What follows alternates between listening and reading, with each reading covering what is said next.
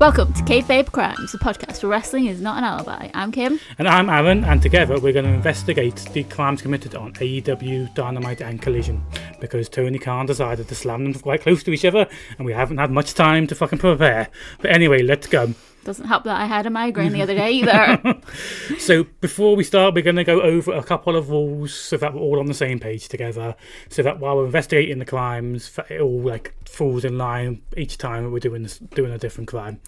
The first one is if a ref sees a crime during a one-on-one match and lets the match carry on, or if the ref sees a crime and it starts the match, which is important in this episode.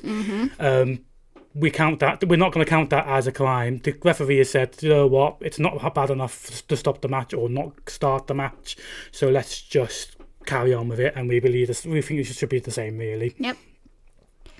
Next, following on from that one, is it's different if it's a tag team or a multi-man match. There are cheating and crimes committed constantly behind the ref's back in those matches, so we don't count that unless there was a weapon used or a low blow, something that gives them an extra edge. It's a bit more than just jumping in and hitting somebody. It's doing a bit more than that. Then it counts as a crime. However, if you are not part of the match, so say you're just someone on the outside, and you get involved, that's a crime. Yes. Number 3, promos don't count. We don't think promos should count because the point of a promo is to be a bit of a dick and a bit of a bell end to your opponents. If you sat there and did every time somebody was mean in a promo, you'd be sitting here for 3 hours listening to us chat on, and I don't think anybody wants to listen to us for 3 hours. So yeah, and the final one, and I think it's the most important one.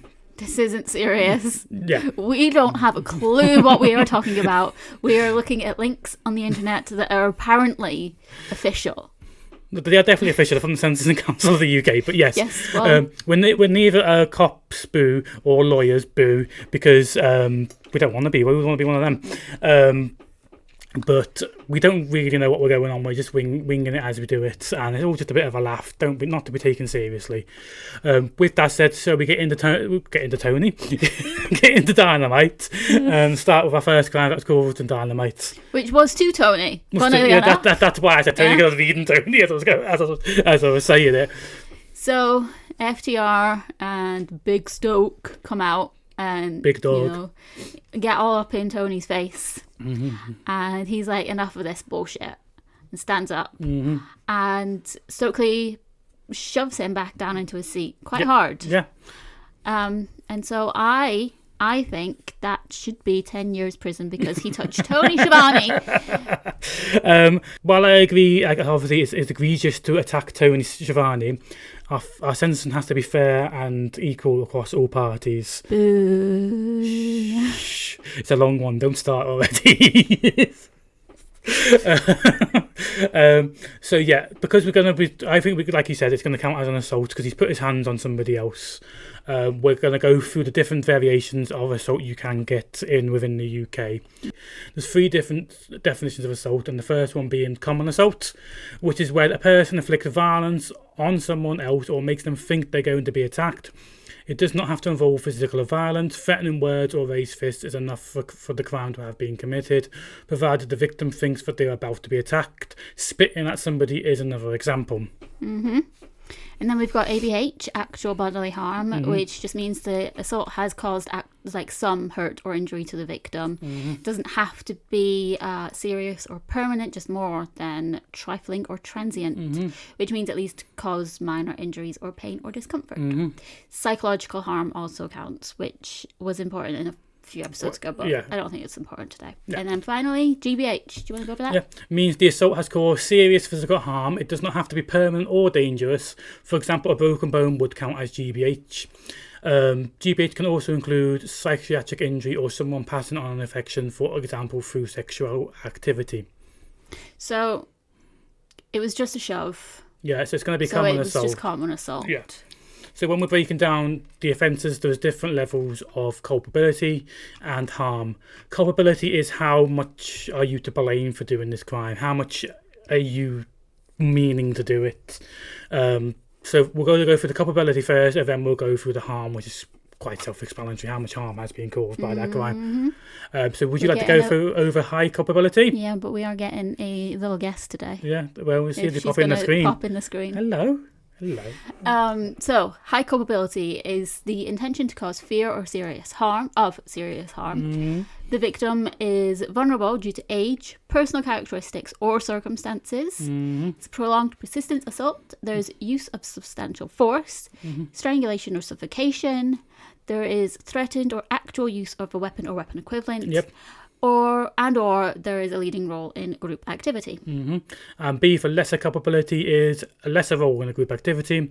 Mental disorder or learning disability were linked to the commission of the offence. Excessive self-defence or all other cases that don't fit into category A. I say high because Tony is a lot older than Stoke. And he's not a wrestler. He's never wrestled as far as I'm aware. I think he's always just been a commentator. I think he's one of the few people that are involved with wrestling that hasn't actually been a wrestler first. Unlike Stokely, who has wrestled. So he is vulnerable due to age and personal characteristics / circumstances, whichever one you want to define on the fact that he's not a wrestler. So... Oh, there's a tail on the screen. And she's gone. I was going to argue for B, but I think I do like your argument on that. I think so, yeah. I think I'll be higher culpability just because you want to give Stoke some time, basically. Look, I promised he would get some time. I'm going to break a promise here, probably. You are, because I don't think you'll be able to argue your way into category 1. No. So, with harm, there's 3 different levels of harm. There is category 1, more than minor physical or psychological harm or distress. Category 2, minor physical or psychological harm or distress. Or category 3, no or very low level of physical harm and or distress. Let's see your argument for category 1 so you can get some sense of sentence in. Go on, let's hear it. It was a hard fall. It must have hurt himself. He fell into one of those really expensive chairs. So Unfortunately, I'm gonna probably agree with what you're thinking. Yeah, category 3 is gonna have to be. I think it was a push. Like, to be perfectly honest, I think a really good lawyer could get Stokely off this. Oh yeah, but he can only afford Mark Sterling. So Mark Sterling's not a good lawyer, so he's not going to get him off this. So I think we go for level culpability A and then harm of category 3. Yes. Okay. So for A and 3, that comes out as a community order. So yes, you've been thinking about this. I have because I knew I couldn't win at getting him actual prison time. I knew, so I had to think of something. So he claims he's like an agent or manager, whichever one. He switches all the freaking time. I tell you. So I think he needs to actually get some actual training because he represents terrible people. And maybe he could be a better person and represent good people and get them good things. So you want to go teach him morals? You don't want to train them as a new better manager. You want to just go teach him to morals. He must go to church and learn morals. Is basically what you're trying to say. If church is how he needs to get morals, then that's how he gets morals. So he's got to go to good boy school. Yes. Okay. I'll give you that one. It made me laugh. That's enough for me. He goes to good boy school. He's going to good boy school. Whichever that determines for him, that's church or just go into general morals classes or something, or from HR. Let Stokely decide where he wants to go, but he's got to learn to get better morals. After that, the next crime committed was in the women's 4-way match. So Megan Bain comes down and attacks Thunder Rosa, Tony Storm, and then Anna Jay gets into the ring to confront her. She nearly gets Fate's Descent, but she gets out of it. But then she still ends up getting power bombed, and then Harley comes out with Rio's pipe to attack Bane, and then batters her with the pipe all the way till she's to the back. I think, as we've argued before with Joe, and I think Bane before as well. Yeah. I think Harley's well in the right to use a pipe as a self-defense weapon. Oh yeah. Barely phased her. I think she's actually quite okay to use that. I agree. 100%. They were still fighting as they were going to the back, so I don't think that is an actual issue of her using the pipe as self-defense of Anna Jay in that situation. Yeah, completely agree. We just need to decide what level of culpability and harm we think Bane is going to be. I don't think this counts as a crime if we think about our rules. Okay. The ref saw her. Yep. It was a no DQ match. Yep. So even though she wasn't part of the match, no DQ, she could get herself involved. Okay. Yes, he did say get out, but he didn't like stop the match or anything. Yeah. But also looking at our rules, if somebody is not involved in a multi-person match, they still cause a crime. The amount of time Don Callis has got a criminal offence for attacking somebody during a match. I agree. Yeah. But those haven't been during no DQ matches. Okay, so are we going to decree that no DQ matches are going to be like the Purge? Anybody can do anything they want during a no DQ match, even if it's one-on-one. Yeah. Okay. Yeah. Yeah. Okay. So if you that's what I'm thinking anyway. Okay. So we might have to make a new rule for this going forward. We're going to go for 6 months. We're going to have like 20 rules before we start. But I tell you what, I'll be happy to say that if it's a no DQ match, it's going to count as the Purge. Anybody can do whatever they want during a no DQ match. Okay, so next up, we've got MJF coming out to prove he can hurt people by attacking Top Flight from behind. He throws Dante into the stairs, which makes him bleed. He throws Darius into the ring post. Yep. And then he bites Darius. He goes back to Dante, chokes and shakes him in front of the Hurt Syndicate. Yep. I mean, like, look, I hurt people, and then he wipes blood on him. And then he power bombs Dante into the apron. The hardest part of the ring. Like, it was right on the edge as well. Yeah, it wasn't like a nice, like, kind of get you on the flat bit. It was on the corner. Because obviously the flat bit's still not nice, but it's nicer. Right on on the corner beads. Yeah. But, I know before we recorded, I said maybe we won't need GBH this time, so let's not get the definition up. But technically, he made somebody bleed. He slammed him into the hardest part of the ring. He slammed Darius into the corner, and that. So I think maybe we might actually need GBH. So we go back to the assault definitions and have a look at the two, because I think it's between ABH and GBH. I definitely don't think it's common assault. I think it's going to be between ABH and GBH. Do you agree? I agree. I do agree. So for ABH, it means the assault has caused some hurt or injury to the victim. Physical injury does not need to be serious or permanent, but must be more than trifling and transient, which means it must at least cause minor injuries or pain or discomfort. And then the GBH has caused serious physical harm. Doesn't have to be permanent or dangerous. Broken bone counts. I am actually going to go GBH. Yeah, because I think it leans just about leans into GBH, like low level GBH. Yeah. If he hadn't power bombed him into the apron, I think you could get away with ABH. I also think as well, obviously the biting as well. He bit somebody. It wasn't just like he was like there for a bit. So I think for both of them, I think it's going to be just on the edge of GBH. I think. Yeah. So we're going to go through the different levels of culpability and harm for GBH. So for culpability, you've got 3 levels. You've got high culpability, so it's a different degree of planning or premeditation. Victim ultimate vulnerable due to age, personal characteristics or circumstances. Use of a highly dangerous weapon or weapon equivalent. Strangulation, suffocation or asphyxiation. Leading role in a group activity, or prolonged and persistent assault. And then you got medium culpability, which is the use of a weapon or weapon equivalent, which doesn't fall into category A. Yep.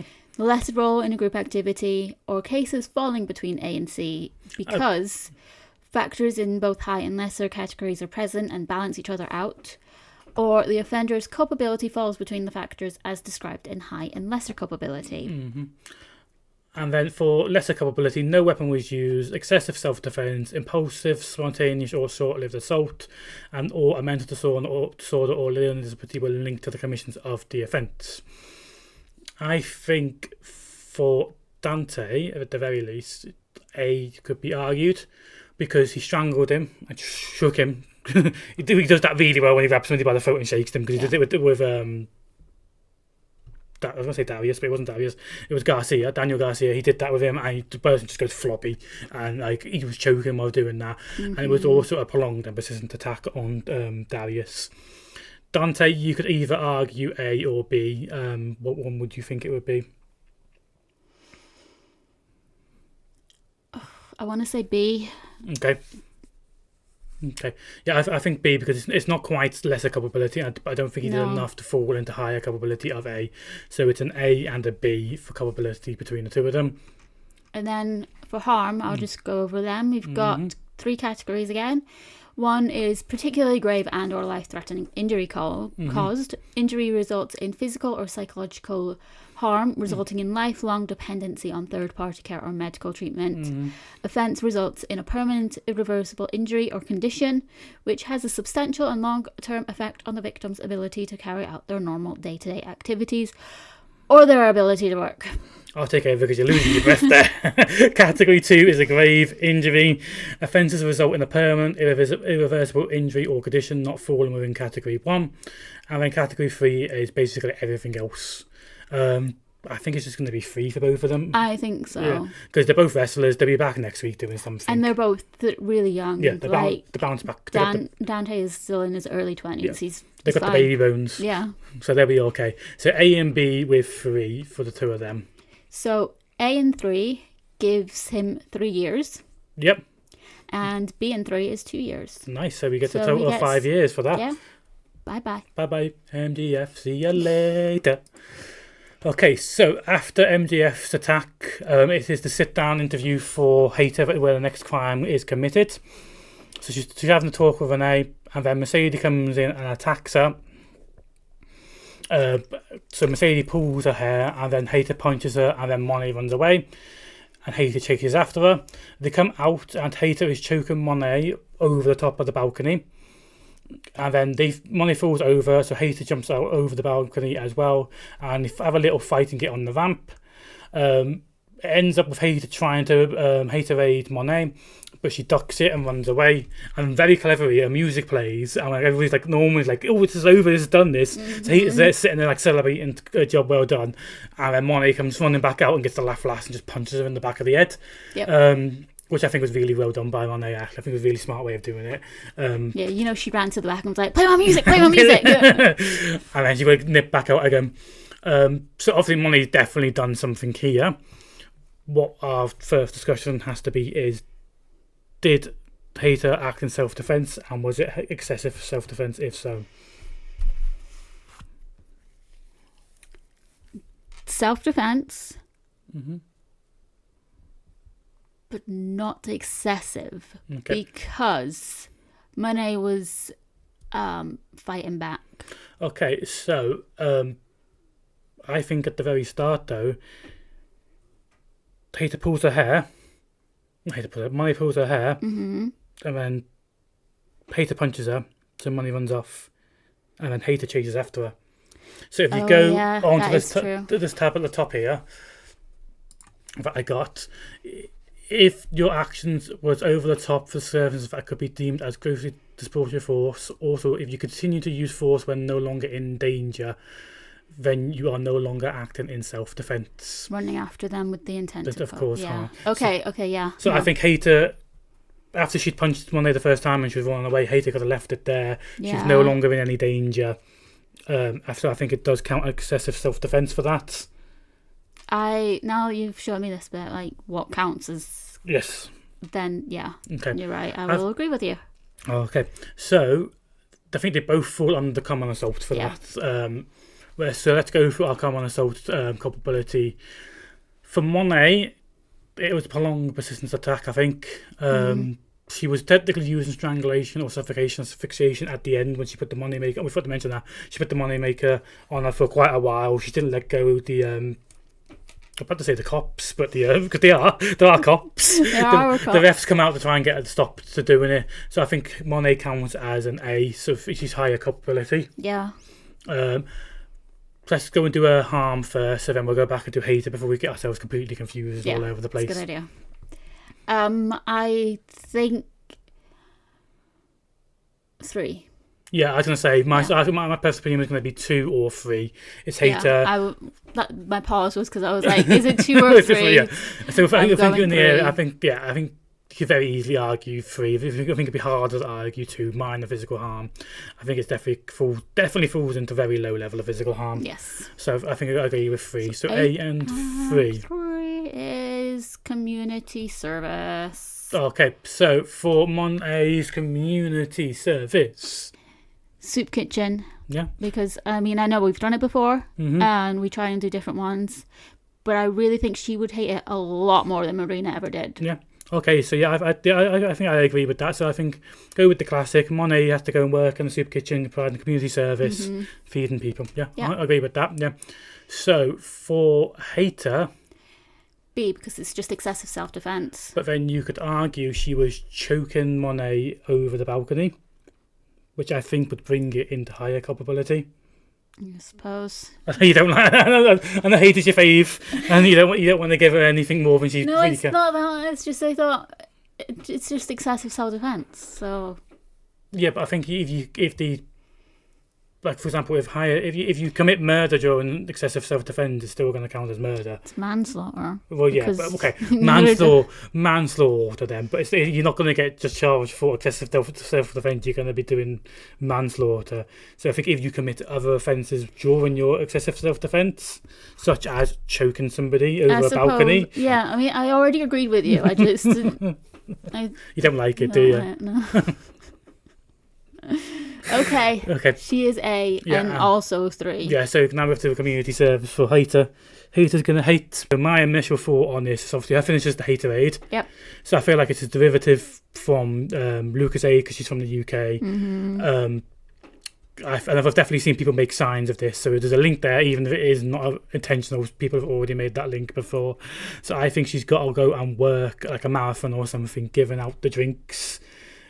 Like the Lucas aid, or in America it might be the Gatorade that they give out during the event to the athletes to like provide that as a community service. So she's doing some good. Yeah, that's good with me. Okay, that sounds great then. So it also seems quite tame as well. Yeah, especially like you said, it is still technically self-defense. So I didn't want to go overboard with it, even though she did choke somebody. But you know. Okay, so next we have Roosh coming out and attacking Knight just before his match with Okada. Yes. I almost forgot his name. He's slamming around. Does Roosh things, basically. Yeah. Dralistico comes out. He attacks 2 security guards. And then Roosh chokes Knight with the cable, which is when Speedball comes out to save him. I think because Knight was able to still have the match, I think it's just going to count as common assaults.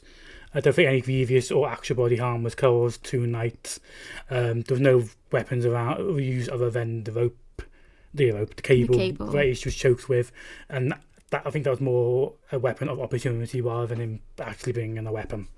Yeah, because Jose has ownership of the lime green cable. Yeah, if it's not the lime green cable, it's just a normal colour cable that it wasn't pre-planned. If it was the lime green one he'd done it with, and then it was pre-planned, it was placed there. So I think it's going to count as an assault. I'm going to agree with common assault, and also for Dralistico. Yeah, because he attacked it. We didn't actually get to see what he did. All I seen was in full one punch. Yeah. But then those 2 security guards weren't seen again. It was a different security guard that came along and basically gave Roosh a nice little cuddle rather than do anything to him. Yeah. So yeah, I think again it was common assault for him. So first we'll go through Roosh and then we'll go through Dralistico. So what are we thinking for Roosh? Well, he strangled him. Yeah. And it was prolonged and persistent assault. Yes, so I think definitely high. Yes, I think so as well. Yeah. And what? For harm, yes, I want to go at least 2 because whilst he did continue the match, and I completely agree with you on that.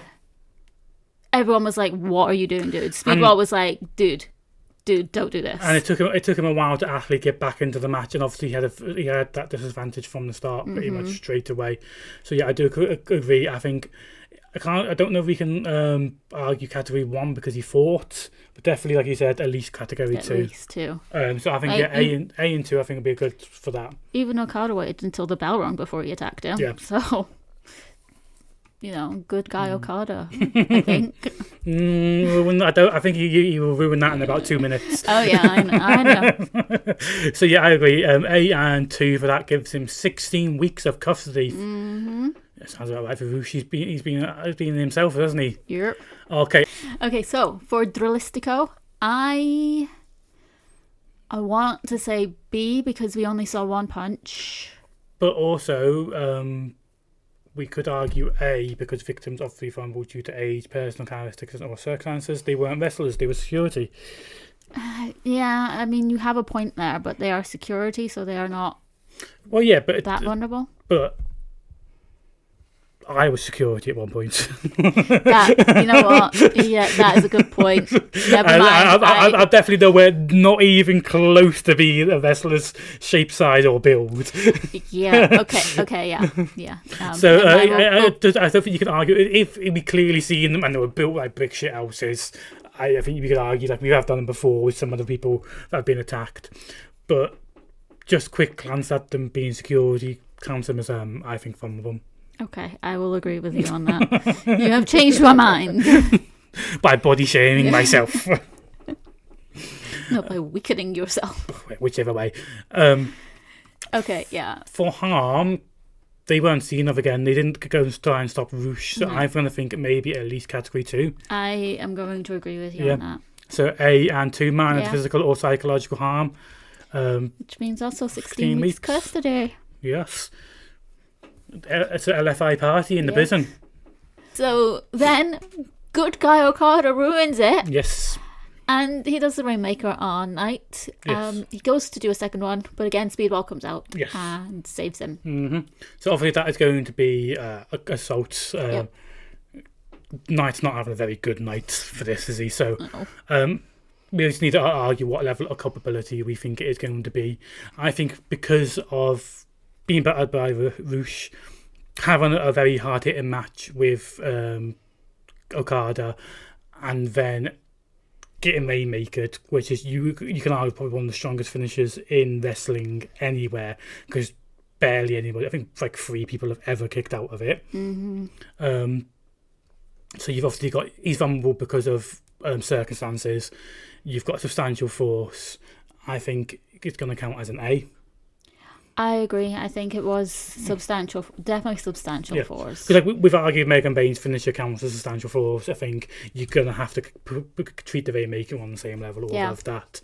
And obviously he's already battered and bruised from being absolutely ruined by 2 other people. I think we're repeating ourselves with what is happening now, because I'm going to say at least 2 again. Yeah, exactly. Yeah. He's already battered, he's already injured, and then he's going to get his head taken off by the Rainmaker, and the Rainmaker's category 2 harm easy before any of that stuff. Yeah. So I think he's going to get. I think Okada's going to get another 16. Was it weeks? Yeah, 16 weeks. I think Okada gets. Yep. Okay, next we have the last one. So, Claudio and Joe have a match. Mm-hmm. The Death Riders come out afterwards. Mm-hmm. None of the Death Riders actually get to do anything before Hobbs runs in to the ring with a steel chair. Yep. Threatens all the rest of the Death Riders, and then hits Claudio twice, and then Joe slams Claudio onto the chair. Yes. It's the other way around to what the Death Riders have been doing. Pretty much. I think it's obviously clearly both of them, of course, assaults, Joe and Hobbs. I don't think it's going to push any higher than common assaults. Maybe ABH for Joe because he's already had a match and had a chair hit on him twice. Yeah, I was going to say that. If we, on Collision, Mock said that Claudio is out. True. So I'm going to argue it's actually ABH. Okay, yeah. I think... I mean, it's rare that we've got, like, an after update on it. Yeah. And I think we should take advantage of that. Okay. So are you saying ABH for both of them or just for Joe doing the final blow? Just for Joe. Please don't kill me. Joe, I'm talking to you. So So you're going to argue We're going to say Hobbs is going to be common assault with a weapon, and then Joe is ABH with a weapon. Yeah. Okay, so let's break them down then. So for Hobbs, let's start with common assault and its culpability. Threatened or actual use of a weapon, use of substantial force, because Hobbs swinging a metal chair as well. I think it easily falls into A for high culpability. Yep. What we're going to say for harm, I think we've argued the last few ones are at least category 2 for harm. I think Hobbs is going to have to be at least category 2 for harm as well. Yeah. Maybe category 1, more than minor physical. Like you said, he's been taken out after the whole attack. When it's a group attack, we normally put the harm as like the end result for everyone. So I'm going to stick with that. Yeah. And say it's category 1. Okay, so it's going to be A and category 1. Yeah. Yeah, I totally agree with that. Which is 26 weeks custody. Yeah, not too bad for taking Claudio out of the equation, really, I don't think. So then However, for Joe, and we might have to go into hiding after this, we need to actually break down the definition of ABH, because we haven't done that this episode yet, have we? No, we haven't. No. Okay, so for ABH, there are 3 levels of culpability. High culpability is a significant degree of planning or premeditation. The victim is obviously vulnerable due to age, personal characteristics, or circumstances. Use of a highly dangerous weapon or weapon equivalent. Strangulation, suffocation, or asphyxiation. Leading role in group activity, or prolonged/persistent assault. For medium culpability, it's use of a weapon or weapon equivalent, which does not fall into category A, lesser role in a group activity, or anything that falls between A or C. And then C is no weapon used, excessive self-defense, impulsive, short-lived, mental or disorder. The offender has a mental disorder or a learning disability. Yes. I'm going to argue it's B. Yes, I think it falls because it wasn't a highly dangerous weapon. No, it was not a highly dangerous weapon, and there's no other. You could maybe possibly argue, like we have done with Knight, that because of his circumstances when Joe got hold of him, he was already fucked. But I don't think it's going to be high enough level to just fall into A. So I think I do agree with you there. I think it does fall into B, medium culpability for that. Yep. So, harm. Yes. So, because I just want to quickly jump in there and say, because in the last one, obviously, you said you were going to do the same for harm. Unfortunately, the actual harm categories are slightly different for ABH. So we need to think what one would have fallen into in these new categories, if that makes sense. Yeah. Okay, I agree. Okay, so category 1 is a serious physical injury or serious psychological harm and or substantial impact upon victim. 2 is anything between 1 and 3. And 3 is some level of physical injury or psychological harm with limited impact upon victim. So from reading them, I feel like if you wanted to match them up to the common assault ones, category 3 for ABH would be 2 in common, and category 2 would be 1. Do you think? Yeah, because like category 2 in common assault is like some, and category 1 is more than some damage. So I feel like it would fall on the category 2 for me on this one. I think it's definitely not serious physical injury. Or no, it's not serious. I don't think it's some level. So I feel like it falls in between the two while still matching what we gave Hobbs enough for it to count. Yeah, I'll agree with that. Okay, so we are going for, what was it? It was B and 2. B and 2. B and 2 gives you 1 year and 6 months, Joe. So we'll be going into hiding about that time. It's nice knowing you. We're going to go into hiding together. Yeah, but he'll likely find me. Well, yeah, to be fair, yeah, actually, do what? We're going to hide and stuff because you will give yourself away. I'll just go off the grid and disappear. Okay, so that's the end of Dynamite. We were originally going to combine the episodes, but then both episodes have really long amounts of crime, so we're going to stop here, I think. It might not be the same amount of time, but we've already recorded 43 minutes worth of footage just for Dynamite. Yeah. So we're going to split them up. We're going to film Collision tomorrow, which will be Sunday, Yeah. Fucking what day it was. So what we're going to do is we're going to break here. We're going to say goodbye to you now. Before we go, though, please leave a like or thumbs up on this video. And we're looking for places to go and hide away from Joe. So where do you think we should go and hide? Leave a little comment down below for us saying where you think we should disappear to and hide from Joe. But we will see you tomorrow. Thank you very much for watching or listening. And yeah, goodbye. Yep. See you later.